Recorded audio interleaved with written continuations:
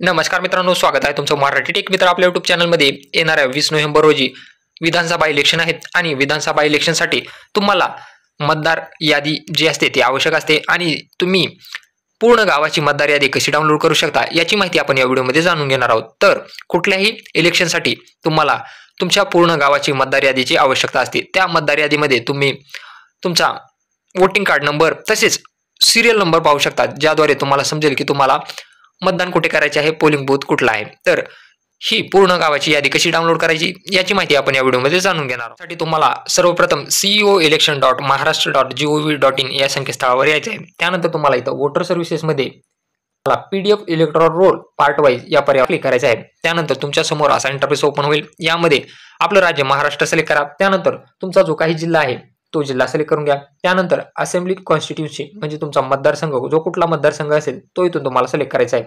त्यानंतर तुम्हाला मतदान यादी जी आहे ती कोणत्या भाषेमध्ये पाहिजे, इंग्लिशमध्ये पाहिजे का मराठीमध्ये पाहिजे ते सिलेक्ट करून घ्या. त्यानंतर खालचा जो कॅप्चा कोड आहे तो जशास तसा टाईप करून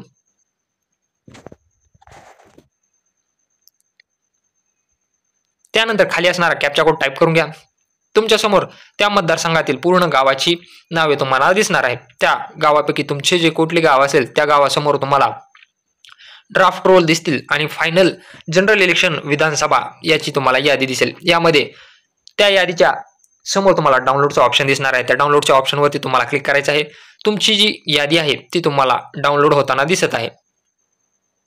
त्यानंतर तुमची यादी डाउनलोड होईल, त्याला ओपन करून घ्या. यादी ओपन झाल्यानंतर तुम्हाला त्या यादीमध्ये पाहायला मिळेल विधानसभा मतदार क्रमांक आणि नाव, गावाचे नाव दिसेल. त्यानंतर विभाग क्रमांक आणि तुमच्या जे काही सोसायटी किंवा गल्ली असेल त्याचं नाव दिसेल.